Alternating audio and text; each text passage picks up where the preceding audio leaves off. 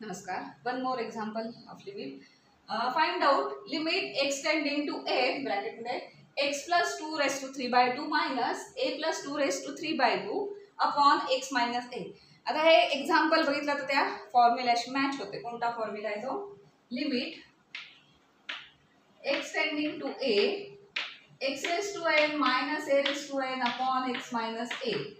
ह्या फॉर्म्युल्यामध्ये मॅच होण्यासाठी काय काय लागतं? x raise to n minus a raise to n x base येतोच x इथे पाहिजे a इथे सेम असलं पाहिजे. तर इथे काय होतं आहे बेस x प्लस 2 हा base a raise to 3 by 2 आहे मायनस a प्लस 2 हा base a raise to 3 by 2 base x minus a so base must be x plus 2 minus a plus 2 असा असता तर डायरेक्ट हा फॉर्म्युला अप्लाय करता आला असता.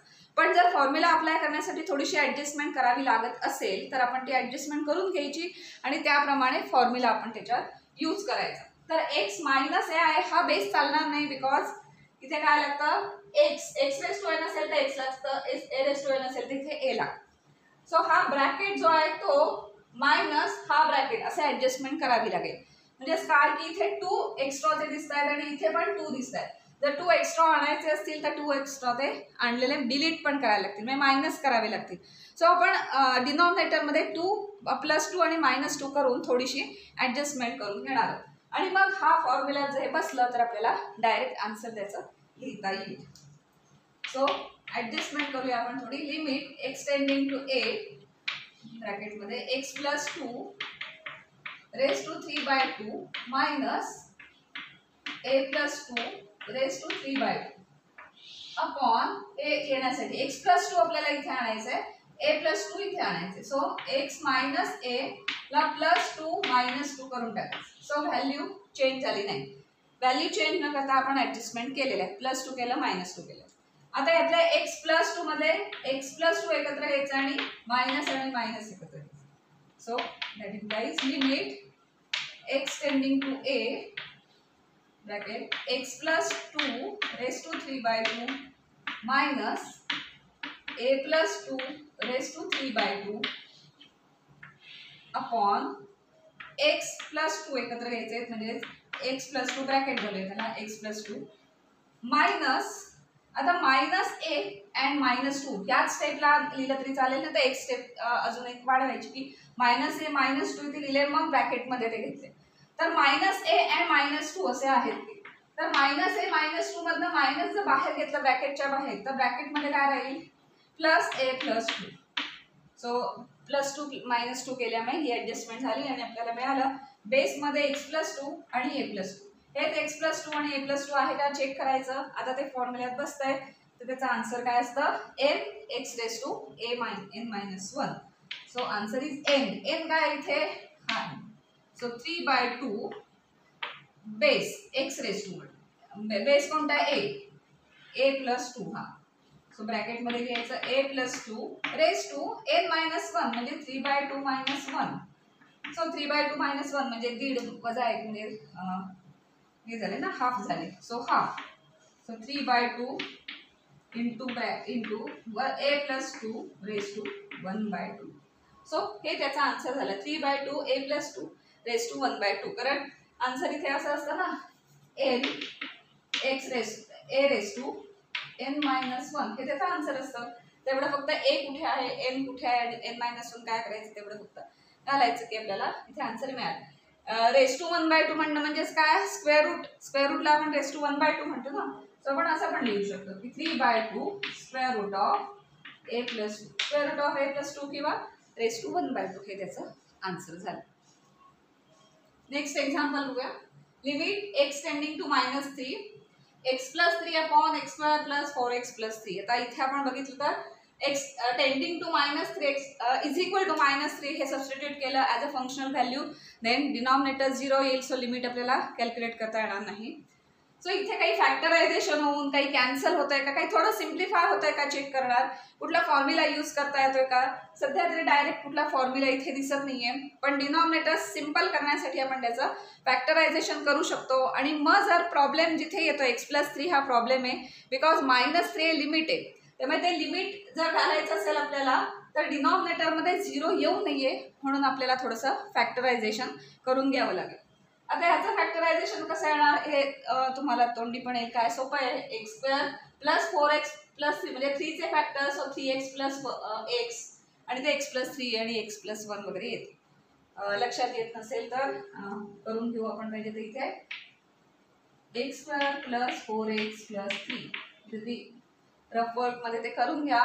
फॅक्टरायझेशन किती येणार ते x square plus 3x plus x plus 3 चे फॅक्टर्स 3 आणि 1 असेच येणार ना, कारण त्याची ॲडिशन 4 झालेली आहे.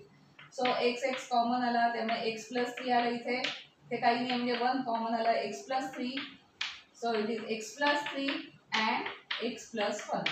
हे फॅक्टर्स होणार आहेत या पॉलिनॉमियलचे. सो ते आपण लिहून घेऊया.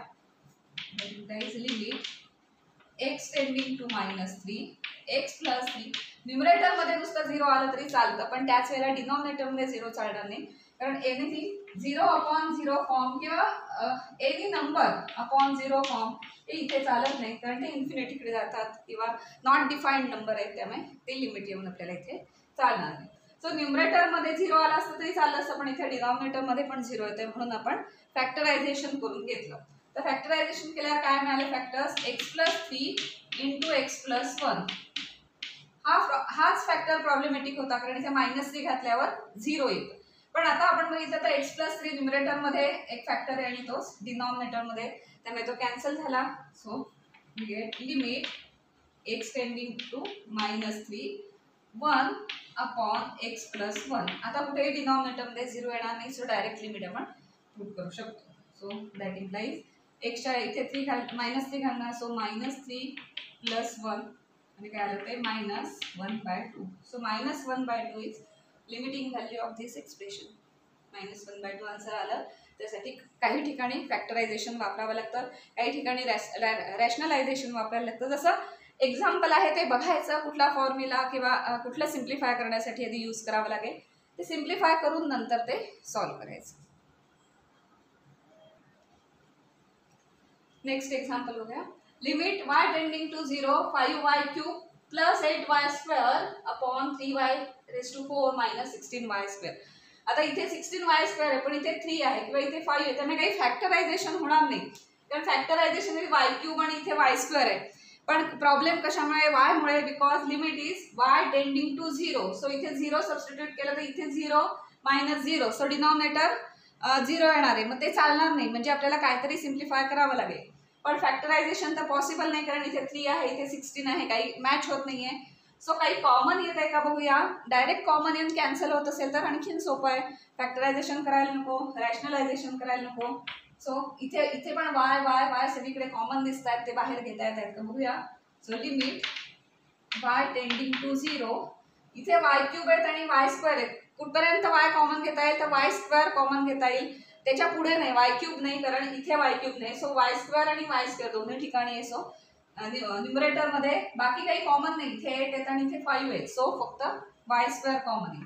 सो y² इंटू ब्रॅकेट इथे काय राहिलं आता 5 अँड y³ मधले y² गेले, सो y प्लस इथे 8 राहिला ओनली अपॉन इथनं पण y² कॉमन घेता येईल, कारण लोएस्ट इंडेक्स काय इथे स्क्वेअर म्हणजे 2 आहे, त्यामुळे y² इथे कॉमन घेता येईल. सो y² इंटू ब्रॅकेट इथे राहिले 3 y⁴ मधनं y² राहिले की y² राहिला -16. आता y² कॅन्सल झाले, कारण ते सेम आहेत आणि मल्टिप्लिकेशन मध्ये आहेत, सो कॅन्सल झालं.